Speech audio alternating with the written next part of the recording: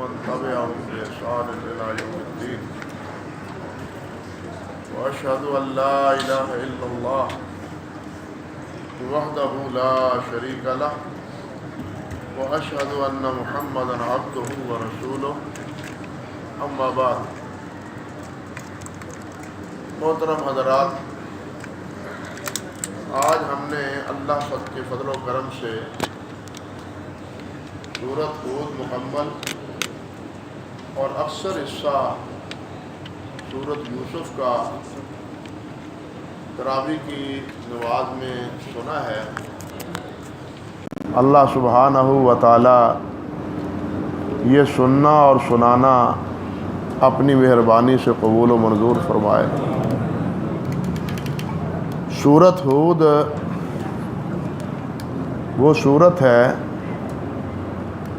کہ نبی کریم حضرت محمد الرسول اللہ صلی اللہ علیہ وسلم سے حضرت سیدنا ابو بکر صدیق رضی اللہ تعالی عنہ نے یہ پوچھا کہ شیبت یا رسول اللہ، حضور آپ بوڑھے ہو گئے، آثار پیری نمایاں ہو گئے۔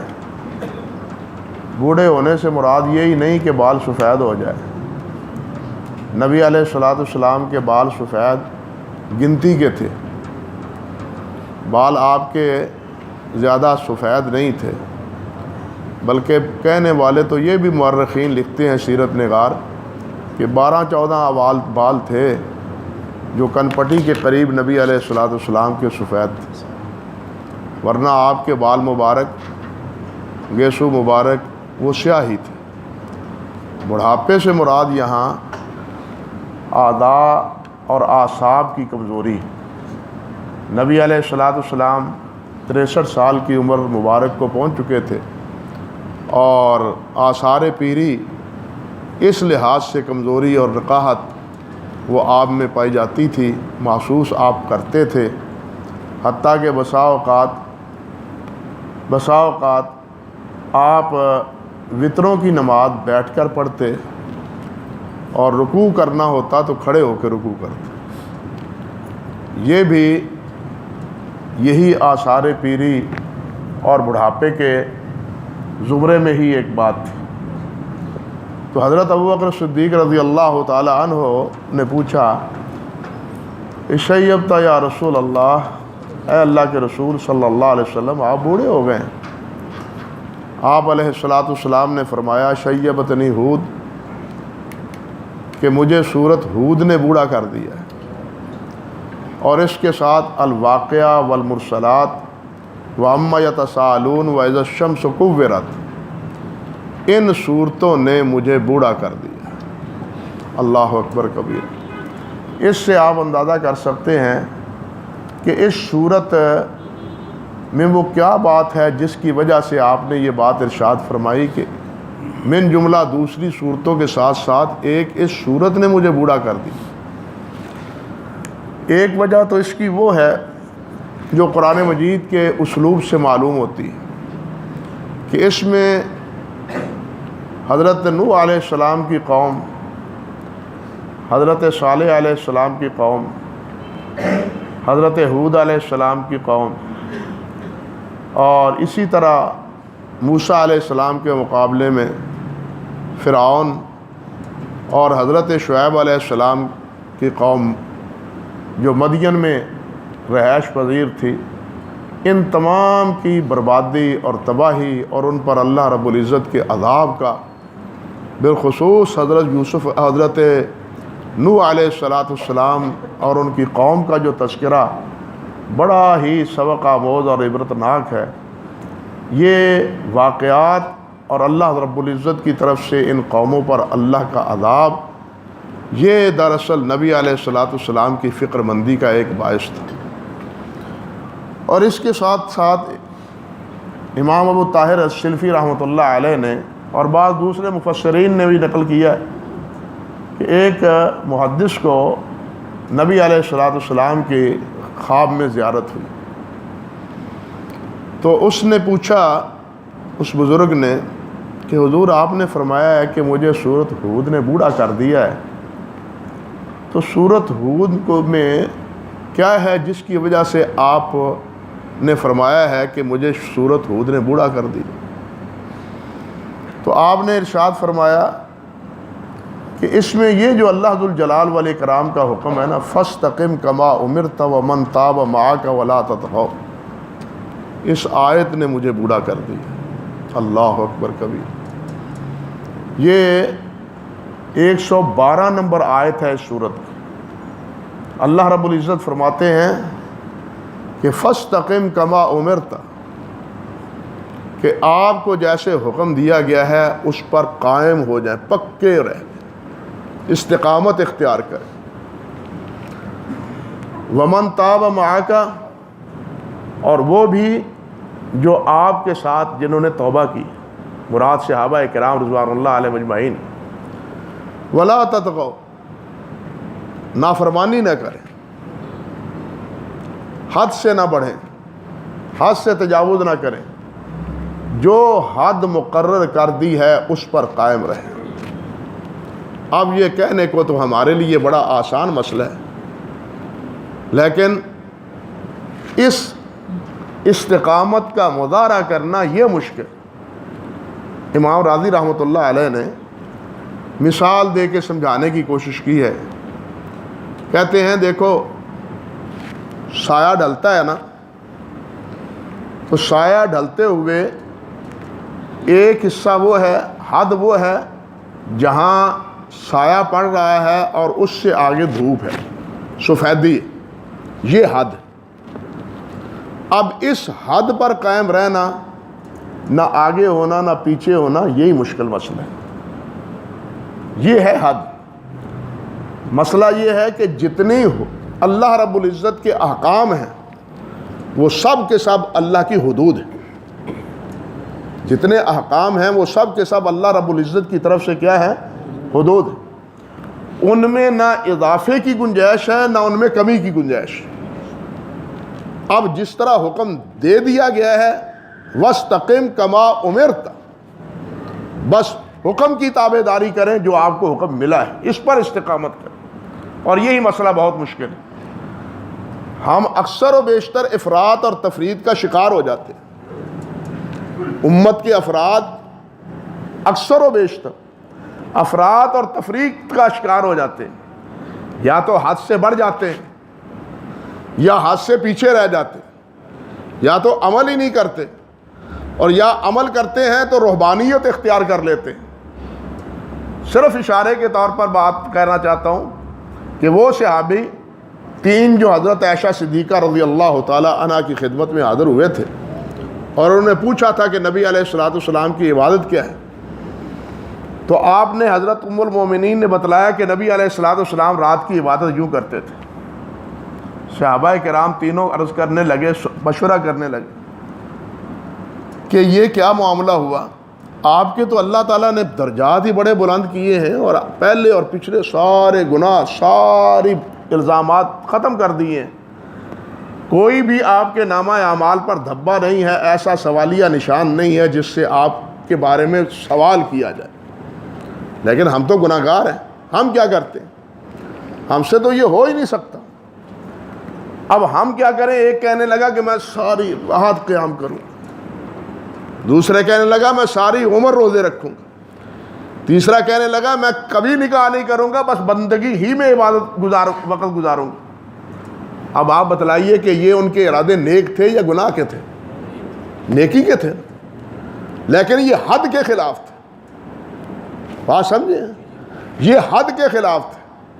نبی علیہ السلام نے فرمایا میں سوتا بھی ہوں، عبادت بھی کرتا ہوں، میں روزے رکھتا بھی ہوں اور افطار بھی کرتا ہوں، میں نے نکاح بھی کیے، بلکہ عبداللہ ابن عباس رضی اللہ تعالیٰ عنہ وہ تو فرماتے ہیں کہ جو آدمی کہتا ہے کہ نکاح اللہ کی بندگی میں حارج ہے، رکاوٹ کا باعث بنتا ہے، اللہ کی عبادت نہیں ہو سکتی شادیوں کی وجہ سے، اس لیے نہ ہم شادی کے جنجال میں پڑتے ہیں نہ اس مصیبت میں آتے ہیں، ہم تو بس تجرد کی زندگی اختیار کریں گے اور اللہ کی بندگی ساری زندگی کرتے رہیں گے۔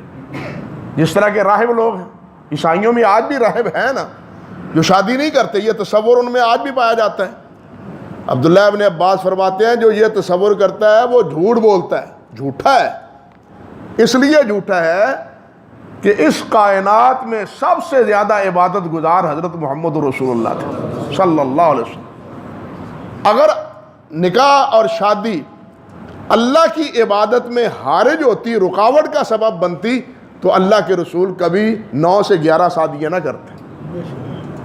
یہ دلیل ہے اس بات کی کہ نکاح یا شادی یا یہ اس کو جھنجال دنیا کا سمجھ کے شادی نہ کرنا اور سمجھنا کہ ہم عبادت میں وقت گزاریں گے، یہ سراسر شیطان کا دھوکہ ہے، شیطان کا سبق۔ اب ان تینوں نے بھی کیا کیا تھا؟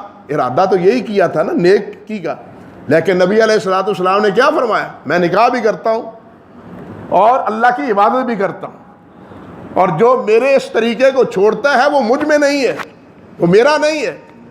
کیا مطلب اس بات کا؟ کہ جو حدود، جو راہیں، جو طریقہ متعین کر دیا گیا ہے، اس کی جو حد مقرر کر دی گئی ہے، اب اس سے نہ آگے قدم آنا چاہیے نہ اس سے پیچھے آنا چاہیے، یہی کام مشکل۔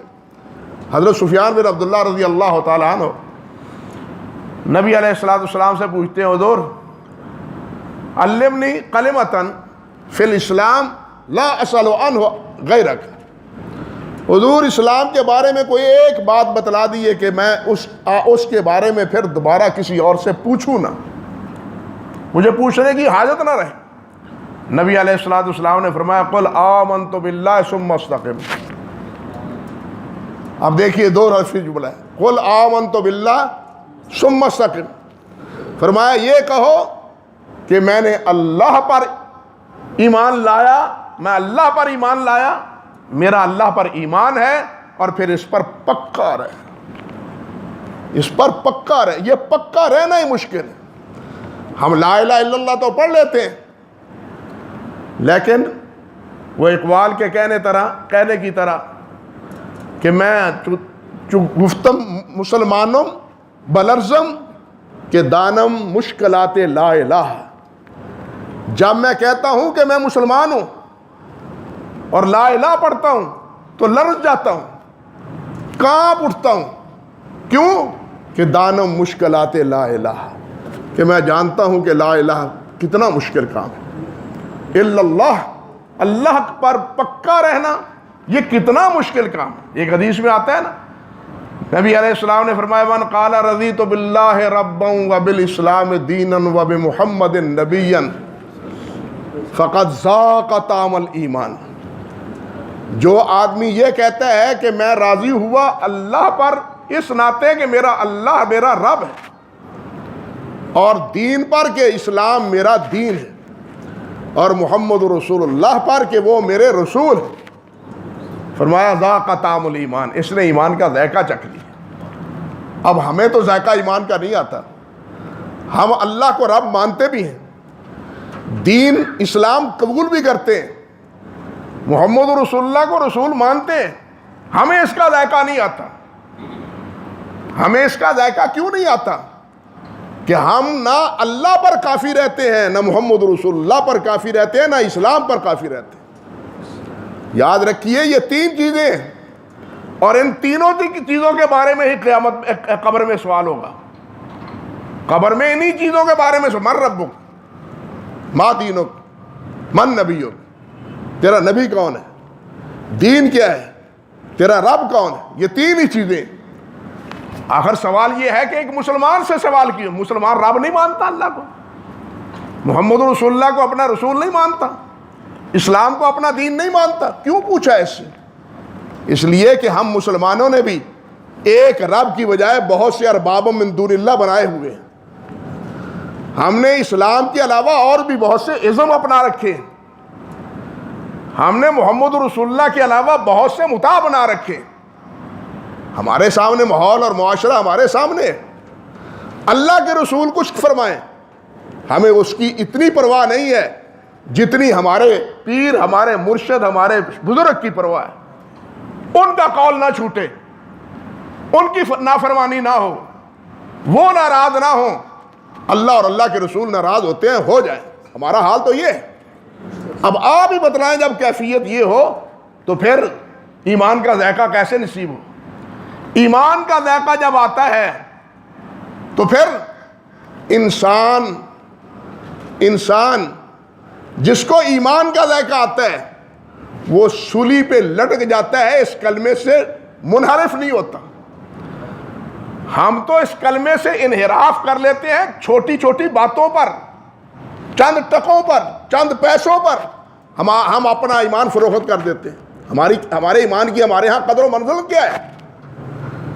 صحابہ کرام کے نزدیک ایمان کی قدر و منزل کیا تھی؟ انہوں نے کٹنا گوارا کیا، پھٹنا گوارا کیا، سلی گوارا کی، لیکن لا الہ الا اللہ کا بول نہیں چھوڑا، محمد رسول اللہ صلی اللہ علیہ وسلم کا ساتھ نہیں چھوڑا۔ یہ ہے ایمان۔ نقصان ہوتا ہے ہو جائے، ناراض کوئی ہوتا ہے ہو جائے، لیکن ایک چیز رہنی چاہیے کہ اللہ ناراض نہ ہو، اللہ کے رسول ناراض نہ ہو۔ سب بگڑتے ہیں بگڑ جائیں، سب چھوڑتے ہیں چھوڑ جائیں، لیکن اللہ رب العزت سے کٹنا اور اللہ رب العزت کو چھوڑنا یہ گوارا نہ ہو۔ یہ ایمان ہمارے اندر پیدا ہو تو پھر ایمان کا ذائقہ آتا ہے۔ تو نبی علیہ الصلوۃ والسلام نے یہی بات ارشاد فرمائی کہ اس آیت نے مجھے بوڑھا کر دیا۔ تو خیر اس صورت میں جو بنیادی چیز ہے وہ ابتدائے صورت میں ہی اللہ ذوالجلال نے بیان کی کہ اللہ تعبدوا الا اللہ اننی لکم منہ نذیر و بشیر۔ پہلی دوسری آیت میں ہی اس بات کی وضاحت کر دی کہ سورت کا موضوع کیا ہے۔ سورت کا موضوع یہ ہے، نبی علیہ السلام سے کہلوایا جا رہا ہے کہ یہ کہیں آپ کہ لوگوں اللہ کے علاوہ کسی کی عبادت نہ کرو۔ اللہ تعبدوا الا اللہ اننی لکم منہ نذیر و بشیر، میں تمہارے لیے نذیر اور بشیر ہوں۔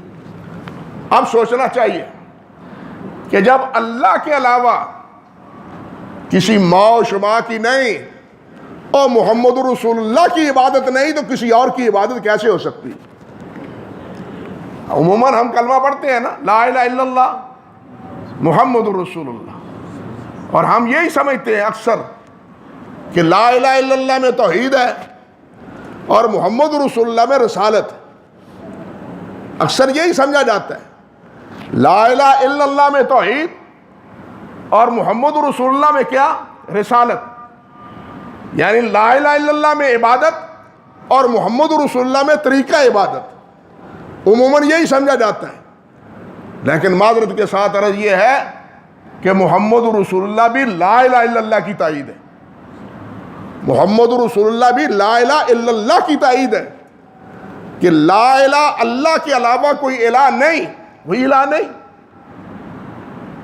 وہی بھی نہیں، حتیٰ کہ محمد بھی نہیں صلی اللہ علیہ وسلم، جو ساری کائنات میں سب سے زیادہ محبوب اللہ رب العزت کو ہے، جو کائنات میں سب سے زیادہ اللہ کے عبادت گزار ہے اور کائنات میں سب سے زیادہ اللہ رب العزت کے ہاں مقرب ہے۔ اللہ ان کے سے بڑھ کے اور کوئی بھی آپ کے اس وصف میں آپ کا سہیم اور شریک نہیں ہے، وہ بھی نہیں۔ جواب آتا ہے وہ بھی نہیں، وہ رسول اللہ ہے، معبود نہیں ہے۔ وہ لا الہ الا اللہ، اللہ کے کیا ہے؟ الہ کے کیا ہے؟ معبود کے کیا ہے؟ رسول ہیں۔ فرق سمجھے؟ محمد رسول اللہ وہ کیا ہے؟ اللہ کے رسول ہے، وہ معبود ہے نہیں ہے۔ معبود کون ہے؟ ایک اللہ ہے، لا الہ الا اللہ۔ یہی بات اس آیت میں ہے، اللہ تعبدوا الا اللہ اننی لکم منہ نذیر و بشیر۔ عبادت اللہ کی، میں تو نذیر و بشیر ہوں، میں تو تمہیں ڈرانے کے لیے آیا ہوں، خبردار کرنے کے لیے آیا ہوں، بشارت دینے کے لیے آیا ہوں۔ عبادت صرف اللہ رب العزت کی، اس سے بات کا آغاز ہوتا ہے، اور اسی کی آگے وضاحت وَنَسْتَغْفِرُوا رَبَّكُمْ ثُمَّ تُوبُوا إِلَيْهِ يُمَتِّعْكُمْ مَتَاعًا حَسَنًا إِلَىٰ أَجَلٍ مُّسَمًّى۔ ایک اللہ کی عبادت کرو اور اللہ کی عبادت کرتے ہوئے کرتے رہو اور ساتھ استغفار بھی کرو۔ اللہ اکبر کبیرہ۔ جتنی عبادت کرو اس کے ساتھ اللہ سے توبہ بھی کرو۔ کیوں؟ عبادت کے بعد توبہ کیوں؟ عبادت اتنی کرنے کے بعد پھر توبہ کیوں؟ اس میں سبب یہ ہے، یہ اس لیے کہ ہم جتنی بھی عبادت کر سکیں کریں ہم اللہ کی بندگی کا حق ادا کر ہی نہیں سکتے، ہم اللہ کی بندگی کا، عبادت کا حق ادا کر ہی نہیں سکتے جب یہ ہم اپنی ذمہ داری کما حق کو نبھا نہیں سکتے تو سوائے استغفار کے اور چارہ ہی کوئی نہیں۔ اس لیے عبادت اور استغفار لازم ملزوم ہے۔ آپ نماز پڑھتے ہیں، نماز سے فارغ ہو کے کیا کہتے ہیں؟ اللہ اکبر، استغفر اللہ، استغفر اللہ، 3 بار کہتے ہیں استغفر اللہ۔ اسی لیے کہتے ہیں کہ اس قیام میں، اس سجدے میں، اس رکوع میں، اس تشہد میں جتنی تیری عبادت کی، جتنی تسبیحات کہی، جتنی تیری ثنا کہی، اس سے بھی تو وراء الورا ہے۔ اس کے ادا کرنے میں جو ہم سے کمی رہی ہے اللہ ہمیں معاف کر دے، ہم اس کی معافی طلب کرتے ہیں، استغفر اللہ۔ یہی سبق اس آیت میں، اور یہی سبق سب انبیاء کرام علیہ السلام نے دی ہے، اور اسی کی تفصیل پوری سورت میں ہے۔ حضرت نوح علیہ السلام نے بھی، حضرت صالح علیہ السلام نے بھی، حضرت ہود علیہ السلام نے بھی، حضرت ابراہیم علیہ السلام نے بھی، حضرت شعیب علیہ السلام نے بھی، حضرت موسیٰ علیہ السلام نے بھی، سب کا کی دعوت کا بنیادی نقطہ یہی تھا۔ چنانچہ اللہ سبحانہ و تعالیٰ نے ارشاد فرمایا ہے کہ ہود علیہ السلام نے کہا ان اعبدوا اللہ ما لکم من الہ غیرہ، اللہ کی عبادت کرو، اللہ کے علاوہ اور کوئی الہ نہیں ہے۔ یہی سب انبیاء کرام علیہ السلام کی دعوت رہی، اور حضرت نوح علیہ السلام 950 سال، 2-4 سال، 10 20 50 100 کی بات نہیں، 950 سال تک اللہ کی بندگی کی دعوت دی۔ اللہ فرماتے وما آمن معه الا قلیل، لیکن نتیجہ کیا نکلا؟ بہت تھوڑے۔ یہ بہت تھوڑے کتنے ہیں؟ بعض نے کہا صرف 12 تھے، بعض نے کہا صرف 40 تھے، اور 950 سال کی محنتوں کا نتیجہ کتنا ہے؟ 12 یا 40۔ آج توحید کی بات سمجھ نہیں آتی لوگوں کو، اس پہ ہمیں ملال نہیں آنا چاہیے۔ انبیاء نے سمجھایا، لوگوں کو بات سمجھ نہیں آئی، اور نوح علیہ السلام نے ترلے بھی کیے، دلائل عقلی بھی دی اور نقلی بھی دیے، لیکن نوح علیہ السلام کی بات قوم کو سمجھ نہیں آئی۔ انہوں نے یہی کہا لا تذرن ودا ولا سواع ولا یعوث ولا یعوق ولا نصر، ان کو نہیں چھوڑنا، ان بزرگوں کو، ان ہستیوں کو نہیں چھوڑنا۔ نوح پتہ نہیں کس بات کی دعوت دیتا ہے علیہ السلام۔ بالآخر 950 سال گزر جانے کے بعد پیغمبر، یاد رکھیں، سب سے زیادہ شفیق ہوتا ہے اپنی امت پر، باپ سے بھی اور ماں سے بھی زیادہ شفیق نبی ہوتا ہے۔ نبی امت کے لیے سب سے زیادہ ماں سے بھی زیادہ شفیق ہوتا ہے۔ نبی نہیں چاہتا کہ میری امت کو تکلیف آئے، لیکن سوال یہ ہے کہ حضرت نوح علیہ السلام نے 950 سال بعد کرنے کے بعد بالآخر یہ کیوں بات کہی دی؟ رب لا تذرنی فردا رب لا تذر علی الارض من الکافرین دیارا، یارا اے اللہ ان کافروں کا بیڑا ہی غرق کر دے، کوئی اس زمین پر باقی رہے ہی نہ۔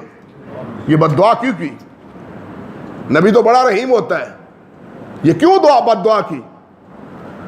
یہ اس لیے کہ اللہ سبحانہ و تعالیٰ نے خود یہ بات ارشاد فرما دی تھی۔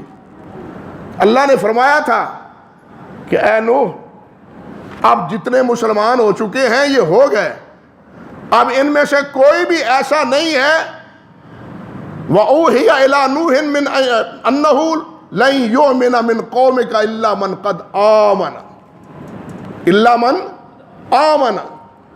اب اور کوئی مسلمان نہیں ہوگا جو ایمان لے آئے، جو ایمان لے آئے، اب اور کوئی مسلمان نہیں ہوگا۔ جب اس طرح اللہ رب العزت کی طرف سے اس بات کی اطلاع اور خبر مل گئی، تب نوح علیہ السلام نے بد دعا کی، پہلے نہیں کی۔ بات سمجھے؟ پہلے نوح علیہ السلام نے بد دعا نہیں کی۔ یہ بد دعا اس لیے نہیں کی کہ اس وقت وہ معرض نبوت اور رسالت میں تھے، ان کا فریضہ تھا پہنچانا، وہ پہنچا رہے تھے، لیکن جب رب ذوالجلال والاکرام نے خبر دے دی کہ اب صورتحال یہ ہے کہ ان میں سے کوئی مسلمان ہونے والا اب آگے نہیں ہے. پھر انہوں نے اللہ رب العزت سے دعا کی یا اللہ ان کو ملیا میٹ کر دو. پھر اللہ ذوالجلال نے سیلاب بھیجا اور سیلاب آیا ایسا کہ کوئی بھی کافر نہ بچا, اللہ کے اپنا بیٹا بھی نہ بچا. اللہ اکبر کبیر, اپنا بیٹا بھی نہ بچا. یہاں ہمارے لیے ایک قابل غور بات ہے کہ جب بیٹا نہ بچا تو حضرت نوح علیہ السلام نے بیٹے کے بارے میں رب ذوالجلال والاکرام سے سوال کر دیا, یا اللہ یہ بیٹا تو میرا تھا, میرا اہل تھا, آپ نے فرمایا تھا کہ میں تیرے اہل کو بچاؤں گا, تو بیٹا میرا اہل ہے, میرے اہل کو کیوں نہیں بچایا؟ اللہ اکبر. رب ذوالجلال والاکرام نے کہا یا نوح انہ لیس من اہلک انہ عمل غیر صالح. نبی کا بیٹا بھی کیوں نہ ہو, وہ نبی کا اہل نہیں ہے جب نبی کا تابع دار نہیں ہے. نبی کا بیٹا بھی کیوں نہ ہو, لیکن وہ نبی کا اہل نہیں جب نبی کا تابع دار نہیں. نبی کا وہ ہے جو نبی کا تابع دار ہے. نبی کا وہ ہے جو نبی کا. ابراہیم علیہ السلام نے کیا کہا تھا؟ من تابعنی فہو منی, میرا وہ ہے جو میرا تابع دار ہے. جو میرا تابع دار نہیں ہے وہ میرا نہیں ہے. نبی کا وہ ہے جو نبی کا فرمانبردار ہے. اللہ اکبر کبیرہ. یہی بات حضرت نوح علیہ السلام سے اللہ رب العزت نے ارشاد فرمائی, اور پھر ساتھ یہ بھی فرمایا کہ انی اعظک ان تکون من الجاہلین. میں نصیحت کرتا ہوں, خبردار کرتا ہوں کہ آئندہ سوال نہ کرنا, کہیں ایسا نہ ہو کہ جاہلوں میں سے بنا دو. اللہ اکبر کبیرہ. یہ 950 سال بعد کا نتیجہ. اور نوح علیہ السلام نے آگے سے کوئی بات, یا اللہ اتنی جھڑک, اتنی سختی, اتنا سخت حکم, 950 سال سے تیرا جھنڈا اٹھائے رکھا میں نے, تیرا نام سر بلند کیا میں نے, اس کو سرنگو نہیں ہونے دیا قوم کی تمام تر مخالفتوں کے باوجود. آج ایک بات ہوئی ہے تو آپ فرما رہے ہیں کہ ان تکون من الجاہلین. ایک ہی بات ہوئی ہے, 950 سال تک تو کوئی بات میری ایسی ہے نہیں, اب ایک ہوئی ہے اور اتنی جھڑک, اتنی سختی. نوح علیہ السلام نے اس قسم کا کوئی شکوہ نہیں کیا, یہ بات دل میں نہیں آئی, بلکہ فوراً کیا کہا؟ قال رب انی اعوذ بک ان اسألک ما لیس لی بہ علم. اللہ میں پناہ چاہتا ہوں کہ میں نے یہ سوال کیا ہی کیوں, مجھے یہ سوال نہیں کرنا چاہیے تھا, آئندہ کے لیے پناہ لیتا ہوں. وَإِلَّا تَغْفِرْ لِي وَتَرْحَمْنِي أَكُن مِّنَ الْخَاسِرِينَ. اللہ اگر آپ نے معاف نہ کیا اور آپ نے اپنی رحمتوں سے نہ ڈھانپا تو میں خسارہ پانے والوں میں سے, میرا گھاٹا ہی گھاٹا ہے, میرا نقصان ہی نقصان ہے, کوئی نفع میرا نہیں ہے اگر اللہ آپ نے بخشش اور آپ نے مغفرت نہ فرمائی اور آپ نے رحمت نہ فرمائی. یہ ہے ایک انسان کا کام. حضرت آدم علیہ السلام نے کیا کہا تھا جب آدم علیہ السلام سے رب ذوالجلال نے فرمایا تھا کہ میں نے منع نہیں کیا تھا تم کو اس درخت سے؟ شیطان کو بھی کہا تھا تو نے سجدہ کیوں نہیں کیا؟ اس نے کیا کہا؟ خلقتنی من نار و خلقتہ من طین. حجت شروع کر دی کہ مجھے تو آگ سے, اس کو تو مٹی سے بنایا, مجھے آگ سے بنایا, آگ افضل ہے مٹی سے. دلیلیں دینے لگا, معاذ اللہ ثم استغفر. لیکن جب غلطی ہو جائے اور غلطی پہ دلیلیں نہیں دینی چاہیے, تحفظات ذہن میں نہیں ہونے چاہیے, ذہن میں کوئی تحفظات اپنے بارے میں نہیں ہونے چاہیے. کوئی غلطی پہ ٹوک دے تو یہ نہیں کہنا تو کون نہ کہنے والا, تو اپنا جان میں اپنا جان. اذا قیل لہو, کس طرح ہے قاری صاحب؟ اذا قیل لہو, جب کہا جاتا ہے ان سے کہ اللہ سے ڈرو, اللہ کی اطاعت کرو, تو وہ کیا کرتے ہیں؟ آگے سے تکبر کرتے ہیں, آگے سے تکبر کرتے ہیں. وہ یہ بات سننے کے لیے تیار نہیں ہوتے. ہمیں کون ہوتا ہے ٹوکنے والا؟ ہمیں روکنے والا کون ہوتا ہے؟ یہی کبر کی بیماری ہے جو اصل میں اپنے شیطان کی بیماری تھی. انسان کی خو کیا ہے؟ جب اسے کہا جاتا ہے کہ تم نے یہ کیوں کیا وہ کہتا ہے ربنا ظلمنا انفسنا وان لم تغفر لنا وترحمنا لنکون. وہ یہ نہیں کہتا کہ ایسا ہو گیا ہو ہی جاندہ ہے نا جی، لیکن نہیں، یہ بھی نہیں کہتا. وہ یہی کہتا ہے مجھ سے ہوا مجھے معاف کر دے. نوح علیہ السلام نے بھی یہی کہا اور کچھ نہیں کہا. کوئی حجت، کوئی بہانہ، کوئی تعویل اور کوئی اپنی خدمات کا تذکرہ کہ میں نے اتنی خدمت کی ہے، 950 سال کا تک تان نو ملامت ان کی سنی ہے، اور آج ایک بات ہوئی ہے تو آپ نے اللہ اتنی ناراضگی کا اظہار کیا. یہ کوئی بات ایسی نہیں کی، بلکہ فوراً کیا کہتے ہیں، وَإِلَّا تَغْفِرْ لِي وَتَرْحَمْنِي أَكُن مِّنَ الْخَاسِرِينَ. اگر آپ نے معاف نہ کیا تو اللہ میں خسارہ پانے والا ہوں. یہ ہے انسان، یہ ہے مومن، یہ ہے نبوی طریقہ. اب اس سے ہٹ کے جو بھی ہم طریقہ اختیار کریں گے وہ شیطان کی پیروی میں ہوگا، رحمان اور نبیوں کی پیروی میں اور نیکوں کی پیروی میں نہیں ہوگا. اللہ سبحانہ و تعالی ہمیں اپنی اصلاح کی توفیق عطا فرمائے. تو بہرحال یہ پوری صورت اسی طرح انبیاء کرام علیہ السلام کی دعوت، توحید کی علمبرداری اور توحید کی مخالفت کرنے والوں کا انجام، اس کے تذکرے سے یہ ساری صورت بھری ہوئی. رہ گئی سورہ یوسف، وہ کل مکمل ہوگی انشاءاللہ، تو کل ہی اس کی بات کریں گے. ضروری جو باتیں اس میں ہیں، ویسے تو بہت ساری باتیں ہیں سورۃ یوسف میں، لیکن چند باتوں پہ کل بھی انشاءاللہ آپ سے ذکر کروں گا اللہ تعالیٰ نے چاہا. وآخر دعوانا ان الحمد للہ رب العالمین. لیکن یہ جو اعلان ہوا ہے یہ بھولنے نہ پائے.